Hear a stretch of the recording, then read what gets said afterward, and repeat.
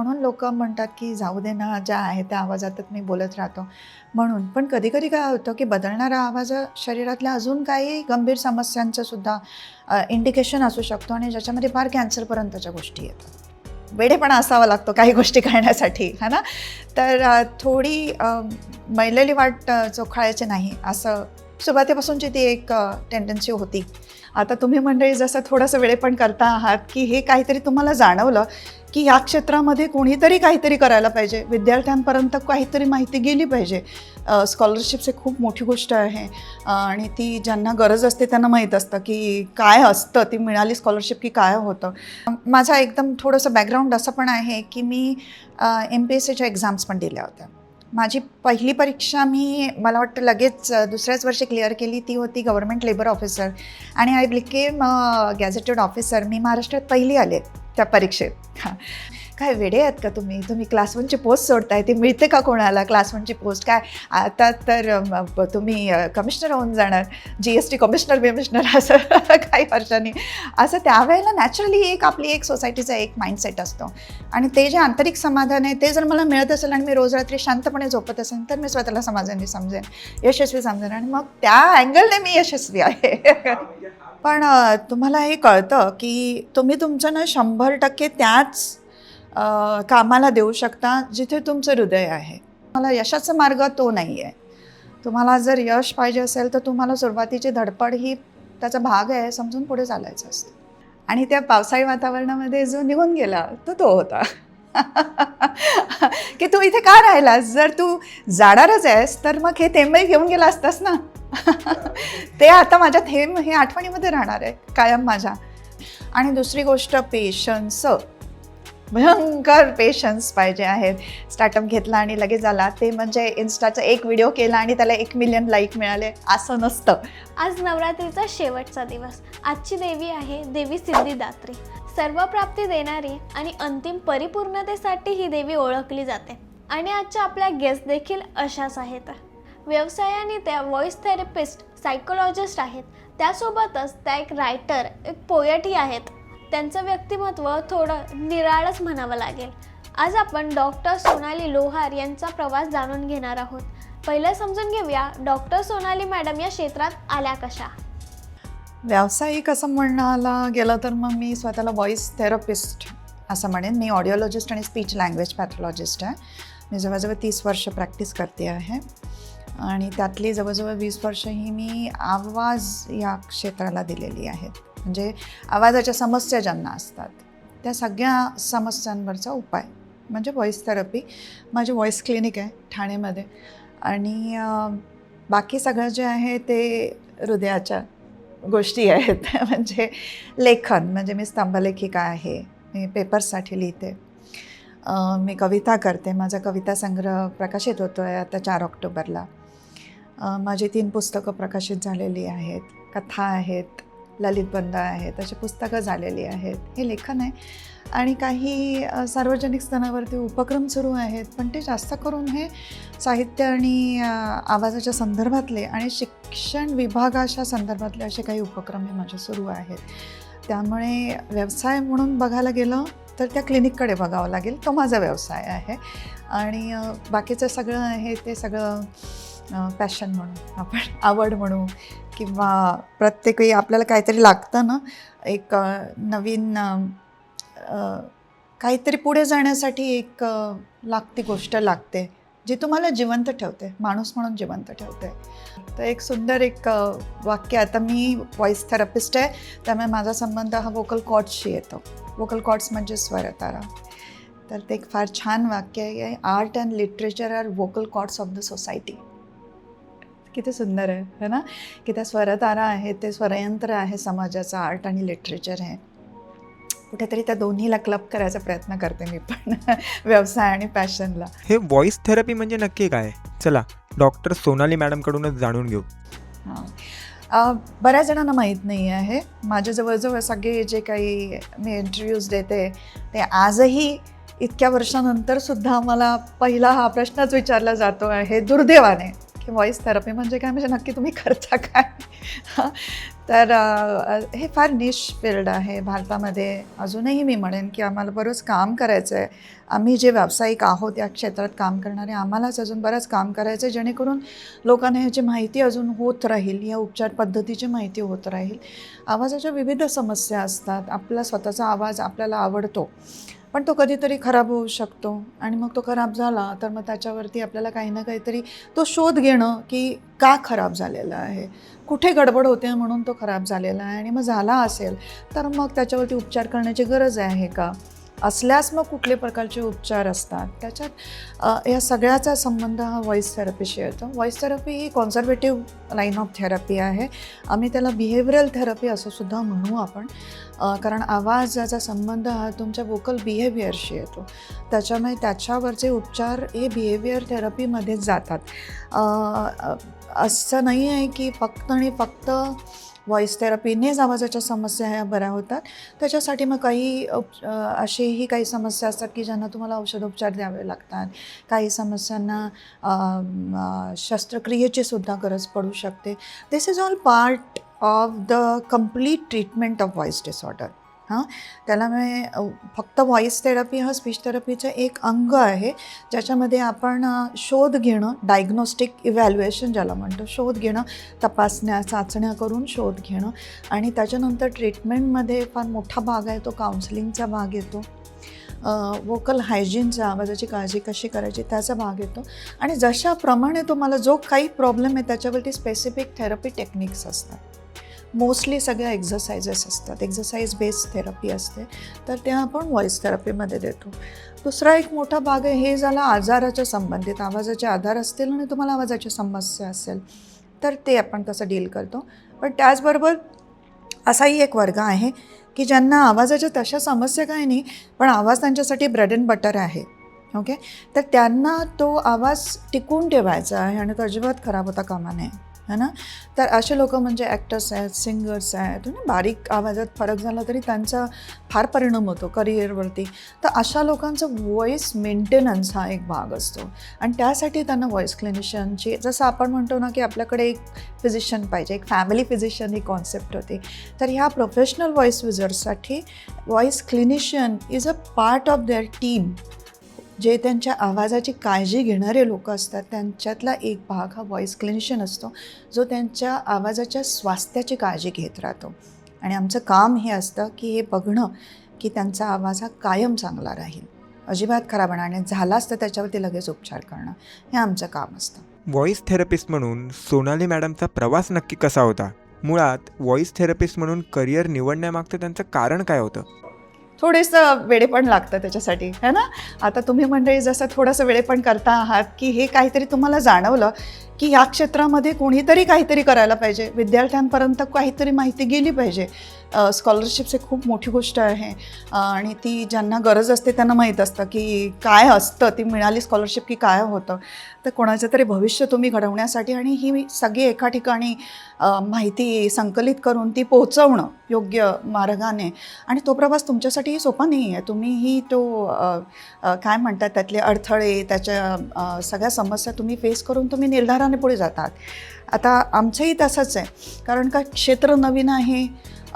भारतामध्ये अजून त्याची खूप जास्त चर्चा नव्हती. ज्या वेळेला आता मी सुरुवात केली त्याला आता खूप वर्ष झाली ना, तर त्यावेळेला तर ते अजूनच नवीन होतं, आणि अशी स्थिती होती की करायला तर पाहिजे. माझे मेंटॉर आहेत doctor Ashish Bhumkar, ENT surgeon आहेत ठाण्यातले, खूप प्रख्यात डॉक्टर आहेत. ते कानाचं बाह्यकर्णावरती काम करतात. ते ज्यांना बाह्यकर्ण नाही मुलांना, त्यांचं कर्ण तर बनवून देणं हे याचे फार अशामधले नंबर 1 ENT सर्जन म्हणू आपण. तर त्यांनी मला हे सजेस्ट केलं की स्पीच थेरपीमध्ये काम करायचं असेल तर व्हॉईसच्या क्षेत्रामध्ये काम करणारी नाही आहेत कोणी मंडळी, तर आपल्याकडे तर काहीच कोणीच नाही आहे ठाण्यामध्ये, ठाणे डिस्ट्रिक्टमध्ये आजूबाजूला कोण नाही आहे, तर तो सुरुवात करायला पाहिजे. आणि मग जेव्हा सुरुवात केली त्यावेळेला असा समस्यांचा एवढा मोठा डोंगर होता. पहिली गोष्ट की क्लिनिक सुरू करायची म्हणजे काय करायचं, इथपासून सुरुवात होती की आपल्या क्लिनिकमध्ये काय असलं पाहिजे, आपल्या क्लिनिकमध्ये इक्विपमेंट्स कुठले असले पाहिजेत, आपल्या क्लिनिकमध्ये आपल्याला थेरपी द्यायची तर थेरपीच्या पद्धती कुठल्या असल्या पाहिजेत. आपल्या क्लिनिकमध्ये येणारे पेशंट जे आहेत ते कुठल्या प्रकारचे पेशंट असतील. मग अशा पेशंट्सना आपल्या क्लिनिकपर्यंत आणायचं झालं तर आणायचं कसं, किंवा इव्हन त्यावेळेला आमचे जे आजूबाजूचे फिजिशियन्स होते, डॉक्टर्स होते, त्यांनासुद्धा व्हॉईस थेरपी हा शब्द त्यावेळेला इतका जास्त इंट्रोड्यूस न झाल्यामुळे ते जनरली अशा पेशंट्सना काहीतरी गोळ्या औषधं देऊन वगैरे असं काहीतरी करायचे. पण त्यांना कसं अवेअर करायचं इथपासून सुरुवात झाली. आणि मग जेव्हा क्लिनिक सुरू करायचं ठरवलं त्यावेळेला पहिल्यांदा मी स्वतः एक स्टुडंट बनले. परत एकदा तो एक प्रवास तो सुरू झाला. मग मी विविध ठिकाणी मी स्वतः गेले, मी स्वतः शिकले ज्या ज्या लोकांकडनं मला शिकता येईल. मग त्याचाच भाग म्हणून मग मी स्टॅनफर्डला गेले, मी इंडियानाला गेले. तिथे बघितलं तिकडच्या युनिव्हर्सिटीजमध्ये की हे कसं काम करतात आहे, यांच्याकडे कुठले इक्विपमेंट्स आहेत है ना, यांच्या थेरपीच्या पद्धती कुठल्या आहेत. मग त्या आपल्या भारतामध्ये आणायचं झालं तर आपल्याला अजून सोप्या पद्धतीने सुलभ पद्धतीने कसं, कारण जे तिथे आहे ते सगळंच्या सगळं तुम्ही ॲज इट इज इकडे आणणं हे थोडंसं डिफिकल्ट आहे. आपल्याला पण ते मॉडिफाय करावं लागतं. तर त्या पद्धतीने आपल्याला काय करता येईल हे सगळं शिकून तिकडचं बाहेरचं नॉलेज इकडे. तसंच आपल्या भारतामध्ये सुद्धा साऊथ इंडियामध्ये खूप काम होतं आवाजावरती, कारण तिथे संगीत हा आत्मा आहे दक्षिण भारताचा. तर तिथे खूप आणि गुरुकुल पद्धती आहेत तिथे अजूनही, आणि खूप मोठे गायक आहेत तिकडे. मग ते गायक त्यांच्या आवाजाची काळजी कशी घेतात किंवा ते त्यांच्या विद्यार्थ्यांपर्यंत ते नॉलेज कसं पोचवतात, मग त्याचा आपल्याला काही इनपुट्स घेता येतील का आपल्या थेरपीमध्ये, तशा पद्धतीने आपली थेरपी डेव्हलप करता येईल का. आणि नंतर मग माझे स्वतःचे जे गुरुजन आहेत ज्यांनी मला बऱ्याच वर्षापासून म्हणजे माझ्या स्टुडंट डेजमध्ये TN मेडिकलमध्ये मला शिकवलं होतं, त्यांना भेटणं, परत एकदा रिफ्रेश करणं, ENT सर्जन्सना भेटणं, हे सगळं हे एक शिकण्याचा भाग झाला. आणि त्याच्यानंतर मग ती सुरुवात झाली. आता व्हॉईस क्लिनिक सुरू केली म्हटल्यानंतर लगेच आता तुम्ही बसलात आणि आता धडाधड पेशंट यायला लागले असं होत नाही. मग त्यासाठी तुम्हाला परत एकदा काय म्हणू आपण की ती जनजागृती, थोडा पब्लिक अवेअरनेस हा थोडा करावा लागतो. मग त्यासाठी माध्यमं वापरावी लागतात. मग मी लिहायला सुरुवात केली, व्हॉईस थेरपीविषयी लिहायला सुरुवात केली की या समस्या काय काय असतात, त्या ओळखायच्या कशा असतात, त्या नाही ओळखल्या गेला तर त्याचा काय त्रास होऊ शकतो, आणि मग त्याच्यावरची उपचार पद्धती काय काय आहेत, आणि त्याचं पुढे जाऊन त्याचं गंभीर स्वरूप काय असू शकतं. तर ह्या सगळ्याविषयी मग समाज प्रबोधन ज्याला म्हणू आपण ते सुरुवात केलं. वेगवेगळ्या शाळांमध्ये स्वतःहून जायला सुरुवात केली, कारण शिक्षक वर्ग हा एक मोठा वर्ग आहे की ज्यांना आवाज जास्त वापरावा लागतो आणि ज्यांना काहीही त्याचं त्यापर्यंत ही माहिती नव्हती काही वर्षापूर्वी की हा सुद्धा आपल्याला ह्या समस्या टाळता येण्यासारख्या आहेत. त्यासाठी आपण उत्तम पद्धतीने आवाज कसा वापरायचा याचं टेक्निक असतं, ते टेक्निक आपण शिकू शकतो. वोकल हायजीन कसं सांभाळायचं असतं, ह्या सगळ्या छोट्या छोट्या गोष्टी होत्या ज्या शिक्षकांना माहीत नसतात. तर त्या मी स्वतःहून मग शाळांपर्यंत अप्रोच झाली. मी बरीच अशी आता मला सांगता येणार नाहीत मी किती वर्कशॉप घेतली, पण बरीच वर्कशॉप्स घेतली आणि त्याची परिणिती म्हणजे आता काय केलं, मग आता हळूहळू आपण असं पण केलं की हे एवढ्या मोठ्या स्केलवरती व्हायला पाहिजे आणि ते आम्ही लोक कमी आहेत ना क्षेत्रामध्ये काम करणार, तर आम्ही कितपर्यंत पोचू शकू, तर कमीत कमी आपल्या महाराष्ट्रासाठी काय करता येईल. म्हणून मग शासनाच्या स्तरावरती हा विषय मांडण्याचा प्रयत्न केला.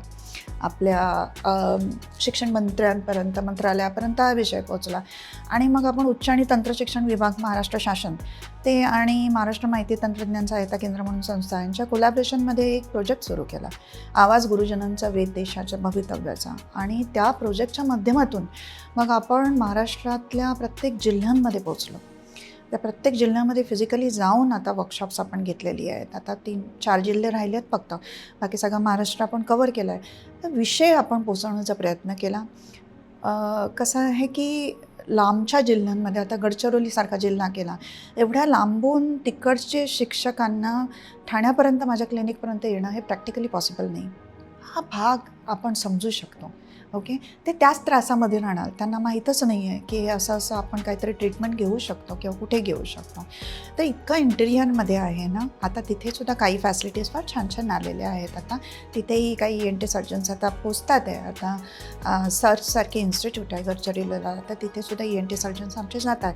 पण खास व्हॉईस थेरपी ही जी एक सॉर्ट ऑफ काय म्हणू आपण की लक्झरियस ट्रीटमेंट आहे ती आहे ना. आवाजाची ट्रीटमेंट ही लक्झरियस ट्रीटमेंट म्हणू आपण थोडीशी. आणि म्हणून लोक म्हणतात की जाऊ दे ना, ज्या आहे त्या आवाजातच मी बोलत राहतो म्हणून. पण कधी कधी काय होतं की बदलणारा आवाज शरीरातल्या अजून काही गंभीर समस्यांचं सुद्धा इंडिकेशन असू शकतो आणि ज्याच्यामध्ये फार कॅन्सरपर्यंतच्या गोष्टी येतात. तर मग ह्या समस्यासुद्धा तुम्ही असल्या आणि आवाज तसाच आहे चालू दे म्हणून तुम्ही अंगावर काढला तर तुम्ही प्रॉपर व्यक्तीपर्यंत येण्यापर्यंत खूप उशीर झालेला असतो आणि अशाही काही केसेस झालेले आहेत. त्यामुळे ते सगळं टाळण्यासाठी हे नॉलेज जे बेसिक नॉलेज आहे ते पोचवण्याचा प्रयत्न करणं. त्यामुळे मी म्हणेन आणि खरं सांगू का की अजूनही खूप ग्रे झोन्स आहेत आमच्या क्षेत्रातसुद्धा. ग्रे झोन्स म्हणजे ज्याच्यावरती अजूनही खूप रिसर्च होतो आहे. अजून त्याच्याविषयी पूर्ण माहिती आपल्याला नाही आहे की ह्याच्यावरती अजून पूर्ण उपचार पद्धती ही डेव्हलप झालेली नाही आहे. कॅन्सरसारख्यासुद्धा जे आहेत आत्तासुद्धा आपण कधी हात टेकतो सायन्स अशा गोष्टी आहेत. तर तसं आमच्या व्हॉईस थेरपीमध्ये सुद्धा आहे, व्हॉईसच्या डिसऑर्डर्समध्ये सुद्धा आहेत. तर अभ्यास हा सुरूच राहणार आहे. येणारा प्रत्येक पेशंट हा तुम्हाला नवीन काहीतरी शिकवूनच जातो.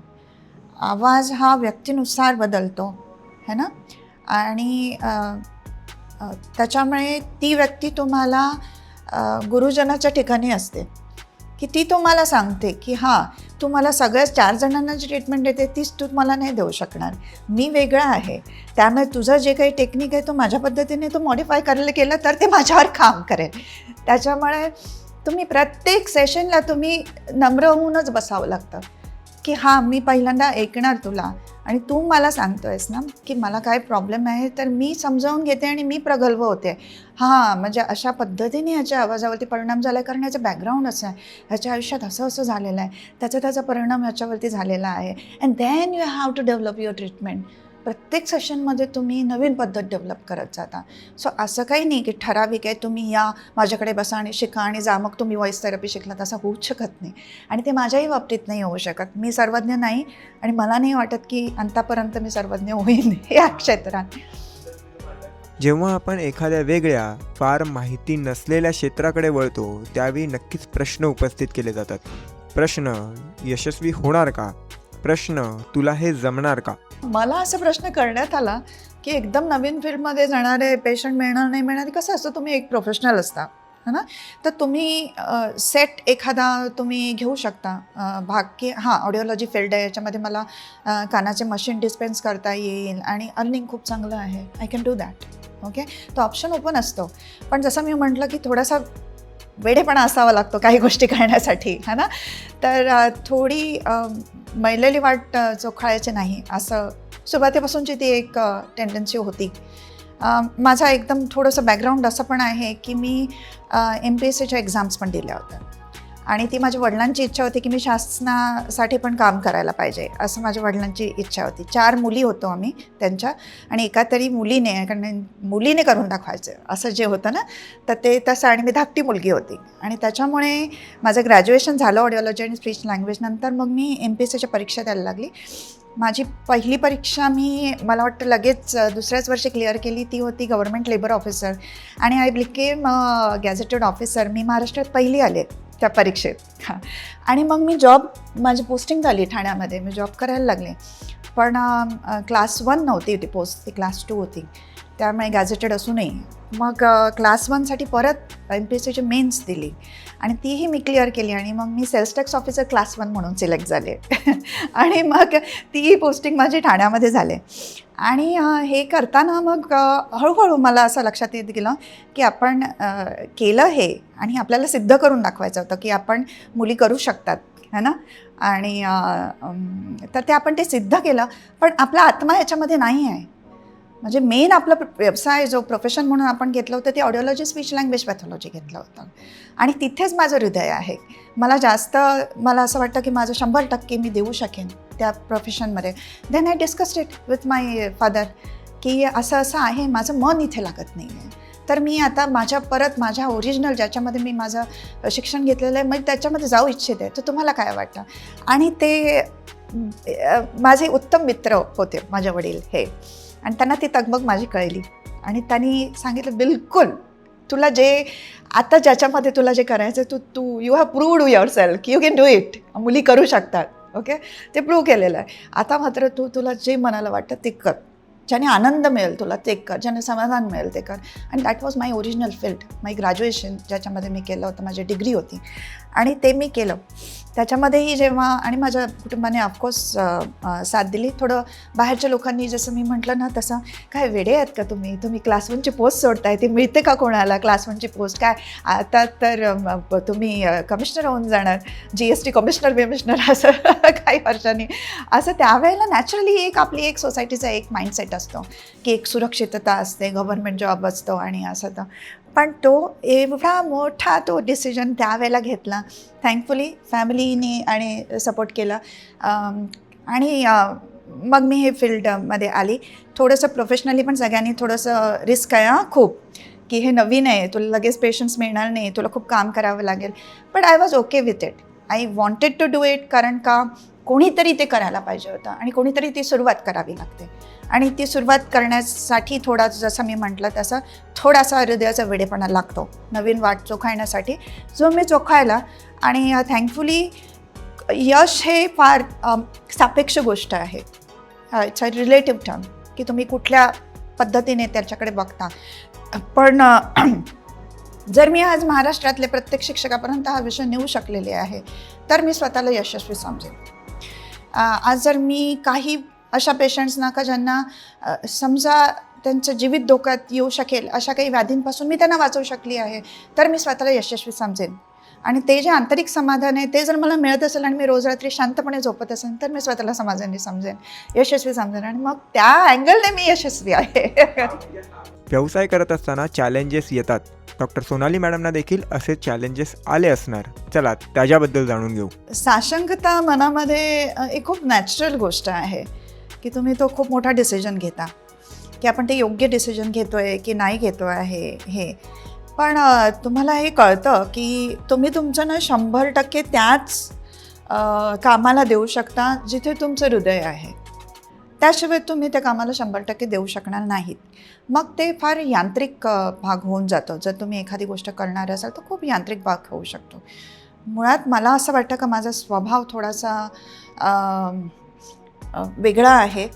मला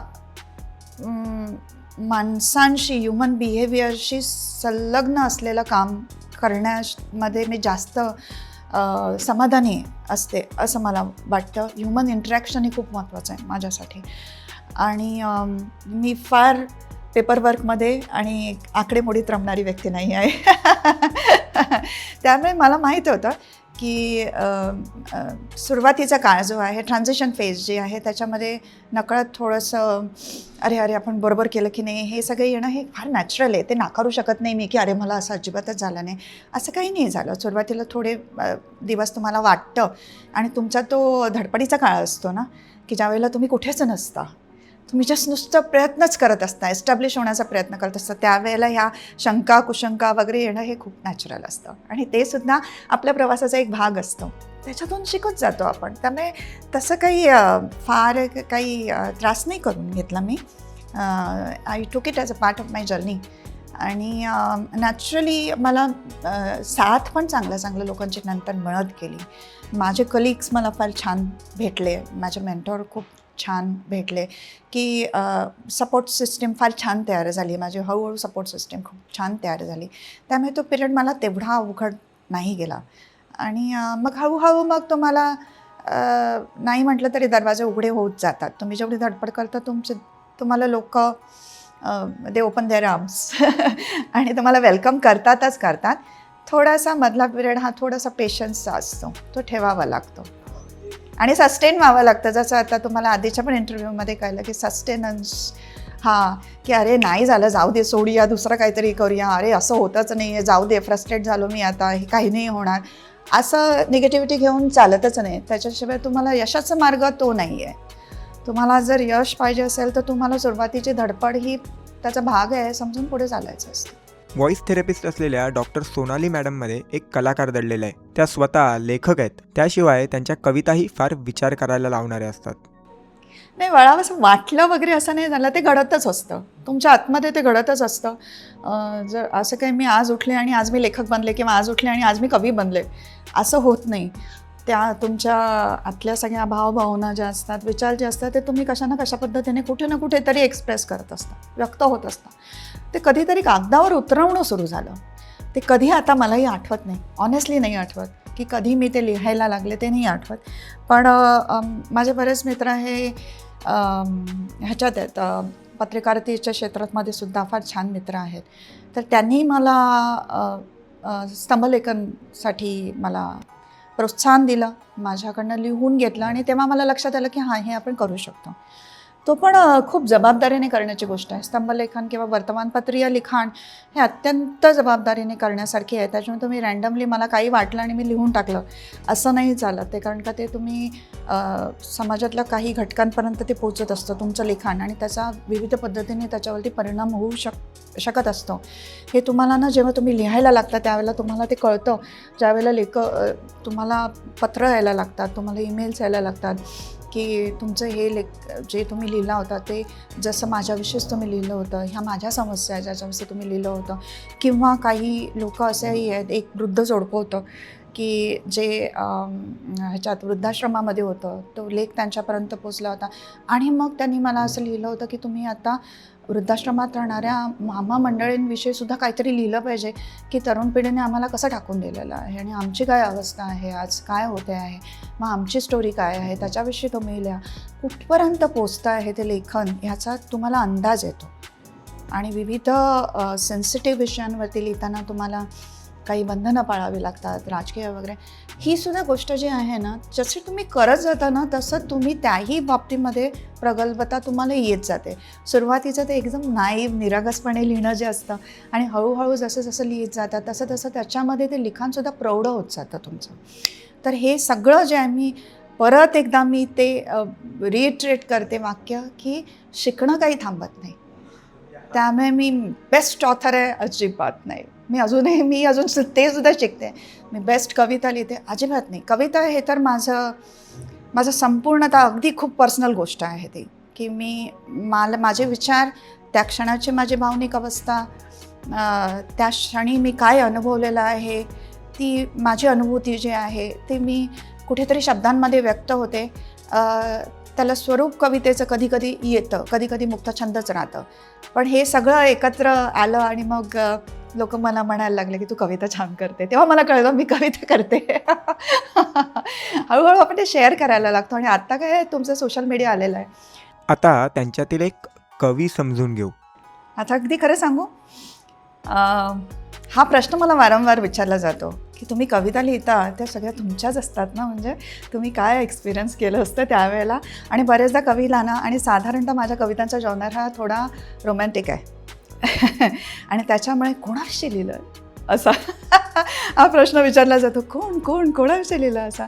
प्रत्येक वेळेला कवी हा स्वतःविषयीच लिहितो असं काही नाही आहे. या कवितेची गंमत म्हणजे ही कविता मला एका चित्रावरनं सुचली आहे. हां, आणि ती ॲक्च्युली एक काच होती. अत्यंत पावसाळी वातावरण होतं, छान.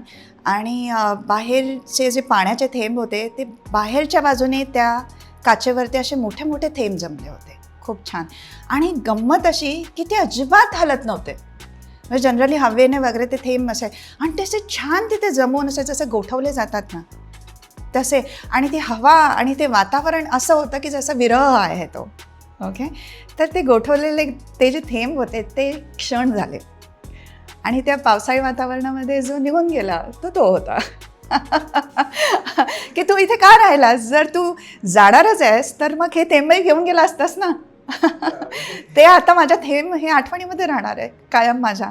मग हे मला का, हे ओझं तू मला का देऊन गेलास, ते थेंबांचं ओझं हेही घेऊन जायचं होतं. जर तुला जायचं होतं तर जाण्याचा जर तुझा हक्क होता तर मग ते थेंब इथे ठेवण्याचा तुझा हक्क नाही आहे, ते घेऊन जा.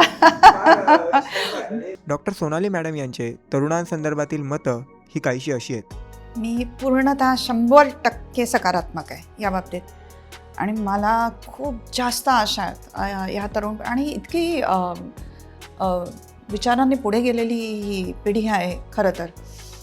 मला फार आनंद होतो आणि मी खूप राहते या एज ग्रुपमध्ये. मी खूप एन्जॉय करते. मी जे आता जर मी तुम्हाला म्हटलं की एक आपण ॲक्टिव्हिटी करतो आवाज गुरुजनांचा वेध देशाच्या भवितव्याचा, तर ती ॲक्टिव्हिटी हा ज्या प्रोजेक्टचा भाग आहे त्याला करिअर कट्टा असं नाव आहे. जो शासनाचा एक प्रोजेक्ट आहे, विद्यार्थ्यांसाठीचा आहे.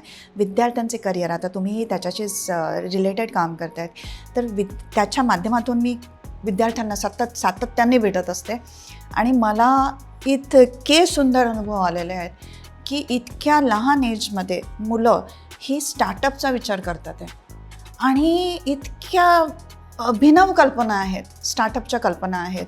आणि मी माझा स्वतः अनुभव घेतलेला आहे की अगदी म्हणजे फर्स्ट इयर सेकंड इयरमध्ये हॉटेल स्वतःचं सुरू केलेलं, अत्यंत ढाबा टाईप हॉटेल सुरू केलं आणि इतकं नियोजन पद्धतीने असे सातारा सांगलीकडची आणि आपली मुलं आहेत ती करतात आहेत. ड्रोनच्या रिलेटेड फार सुंदर स्टार्टअप्स आहेत, ते विद्यार्थी करतात आहे. शेतीमध्ये जे ड्रोन वापरले जातात त्याच्यावरती ॲग्रिकल्चर रिलेटेड प्रोजेक्ट्स मुलं करतात आहे. आणि मधुमक्षी पालन ह्याच्यासारखे प्रोजेक्ट मुलं करतात आहे. म्हणजे मी हे फक्त आपलं बाहेरच्या मुंबई आणि ठाण्याच्या बाहेरच्या मुलांचं असं नाही सांगत आहे, पण आपल्या मुंबई आणि कडची मुलंसुद्धा आता अगदी आपलं म्हणजे कर्जत वगैरे त्या साईडचे मुलं आहेत जे आता तुम्ही म्हणता की सोशल मीडियाला नावं ठेवता. सोशल मीडियाचा अत्यंत सुंदर वापर करून घेऊन वेगवेगळ्या प्रकारचे जे टी शर्ट्स वगैरे तयार करणं आणि ते कुठेतरी एका कोपऱ्यामध्ये कर्जतसारख्या छोट्याशा ठिकाणी एक विद्यार्थी आहे जो हे करतो आहे आणि आज त्याचे मिलियन्समध्ये फॉलोअर्स आहेत. ओके, तो किती कानाकोपऱ्यात आहे आणि त्याने सोशल मीडिया इतका सुंदर वापरला आहे, इतका इनोव्हेटिव्ह पद्धतीने वापरला आहे इंस्टाग्राम. तर त्याला अजिबात मला नाही वाटत की सोशल मीडियाला किंवा ह्या मुलांना काहीही नावं ठेवायचं. फार सुंदर पद्धतीने वापरला जातो आहे media. There is nothing wrong in it. Okay, आणि खूप होपफुल राहायला पाहिजे. या मुलांकडे थोडासा कधीतरी एखादा असा मदतीचा हात लागतो, जसा तुम्ही देता आहात. ओके, जसं शासनाच्या मदतीने आपण त्यांना की काय काय माहिती आहेत, कुठले कुठले प्रोजेक्ट्स आहेत ते देतो आहे. किंवा आपण वेगवेगळ्या व्यक्तींशी, आज तुम्ही माझं माध्यम आणलं, तुम्ही माझ्या व्यवसायाविषयी सांगितलं, तसं आपण IAS IPS ऑफिसर्स यांनासुद्धा विद्यार्थ्यांशी संवाद साधायला मदत करतो की ते सुद्धा कसं करिअर तुम्ही डेव्हलप करू शकता वेगवेगळ्या क्षेत्रातले. आणि याचं खूप, किंवा ॲडव्हर्टायझिंग मीडिया फील्डमधल्या व्यक्ती आहेत त्यांच्याशी आपण संवाद करून देतो. आणि ही मुलं इतकी उत्साही आहेत त्या बाबतीत, त्यांना इतकं काही काही करायचं आहे. आता सध्या फॉर एक्झाम्पल की आपला याच्यावरती रेडिओवरती आकाशवाणीवरती त्यांना निवेदक हवे आहेत आणि त्याची आत्ता त्यांची जाहिरात आलेली आहे. तर हे सगळं विद्यार्थ्यांपर्यंत पोचलं गेलं पाहिजे. फार सुंदर फील्ड आहे ते, है ना. तर निवेदक होणं आकाशवाणीवरती फार सुंदर फील्ड आहे, तर ते सुद्धा केलं पाहिजे. करिअर व्हॉईसमध्ये किती करिअर आहेत. व्हॉईस ओव्हर करू शकता तुम्ही, डबिंग आर्टिस्ट होऊ शकता तुम्ही, हे सुद्धा एक भाग झाला त्याचा. मिमिक्री आर्टिस्ट ज्याला म्हणतो आपण ते करू शकता. ॲनिमेशन हा एक खूप छान मोठा भाग आहे, त्याच्यामध्ये खूप छान एक फील्ड आहे. आणि मी बघितलं आहेत की आमचे विद्यार्थी हे करतात आहे, ह्याच्या सगळ्याचा भाग पुढे जाऊन होतात आहे. Very bright future we have. I'm very positive about the younger generation. आणि फार सॉर्टेड आहे तिकडे, आमच्यासारखे नाही आहेत. आम्ही थोडंसं तरी कन्फ्यूज होतो की काय करायचं काय नाही करायचं. आत्ताचा विद्यार्थी हा एकदम सॉर्टेड, प्रत्येकाला माहिती आहे की मला काय करायचं आहे आणि थोडंसं त्यांना ते करू द्यायला पाहिजे. माझा फक्त एक सल्ला राहील प्रत्येकाला. आपण आपलं हृदयाचं एक पॅशन आहे, ती आपण एक फॉलो करायचं म्हणतो, तर ती आपण डेफिनेटली फॉलो करायची. ओके, पण एक ज्याला आपण एक सेकंड प्लॅन जो म्हणतो ना फॉलबॅकसाठी, तो एक हातामध्ये मात्र नक्की ठेवायचा. एक छान काहीतरी एक डिग्री तुम्ही डेफिनेटली घ्या, एक प्रोफेशनल डिग्री असली तर फारच छान, उत्तम. पण तो एक असं नाही आहे की काही फील्ड्स असे आहेत की ज्याच्यामध्ये ट्रिमेंडस कॉम्पिटिशन आहे. त्यामुळे तुम्हाला जे अपेक्षित यश आहे ते मिळेपर्यंतचा कालावधी खूप जास्त आहे.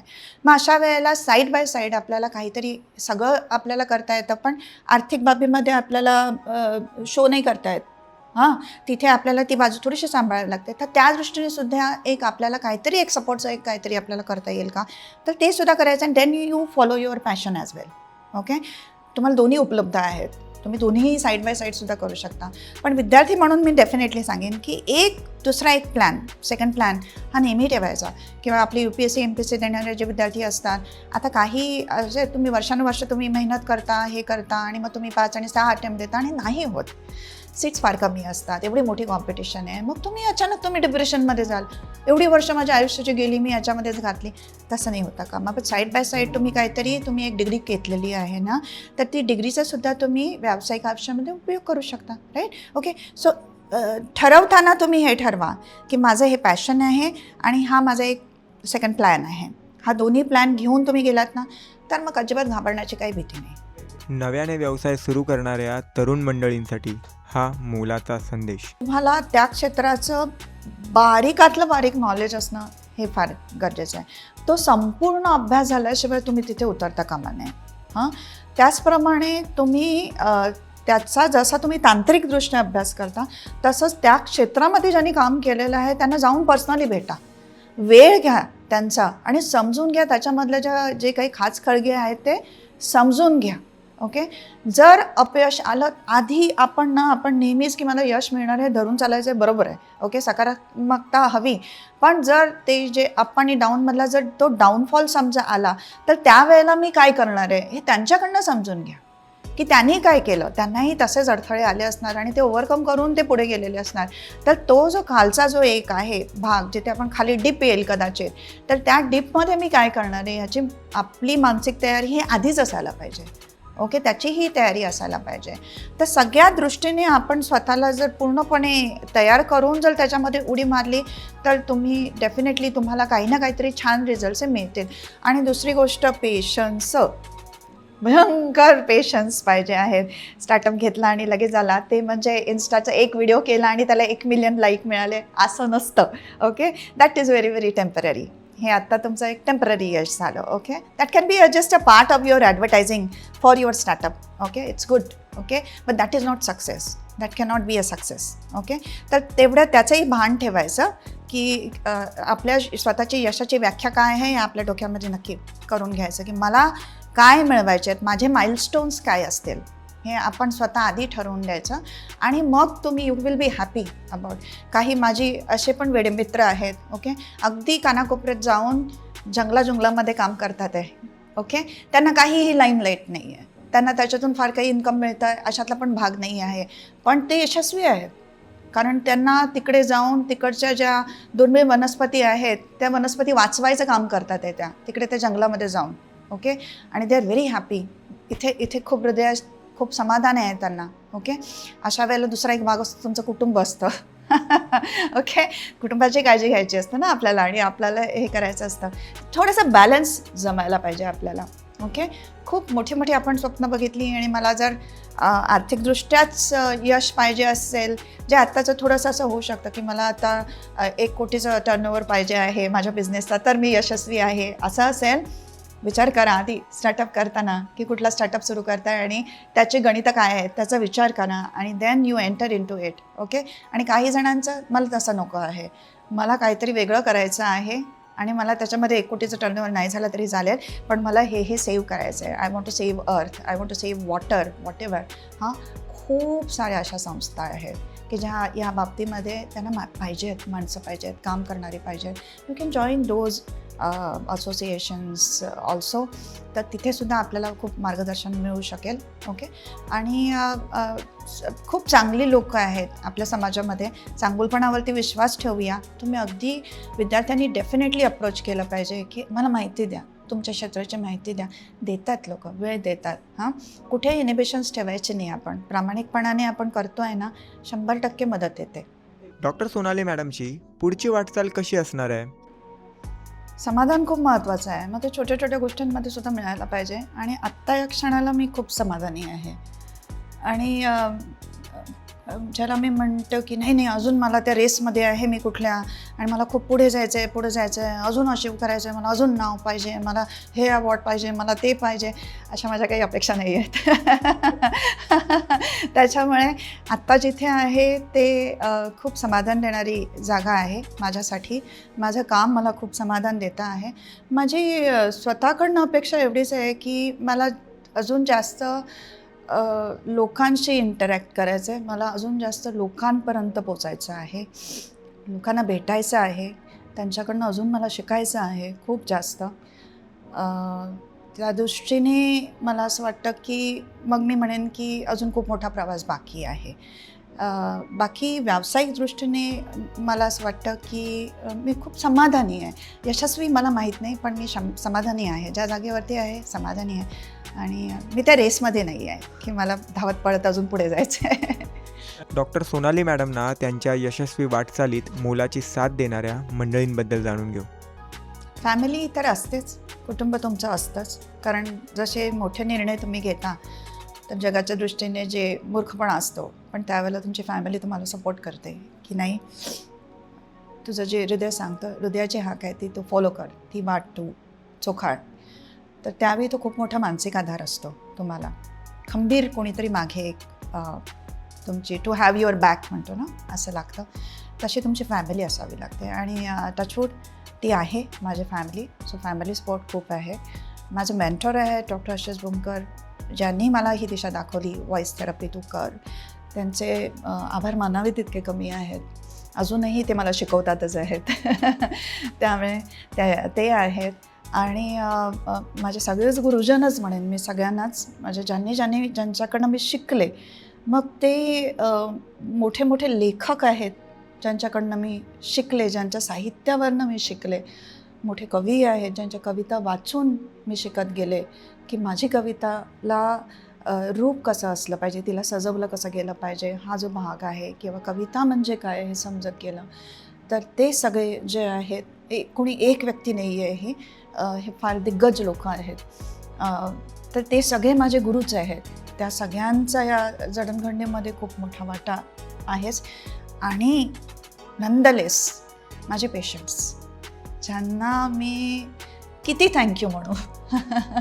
कारण का मला संपूर्णपणे व्हॉईस थेरपिस्ट म्हणून एस्टॅब्लिश ज्याने केलं ते माझे पेशंट्स.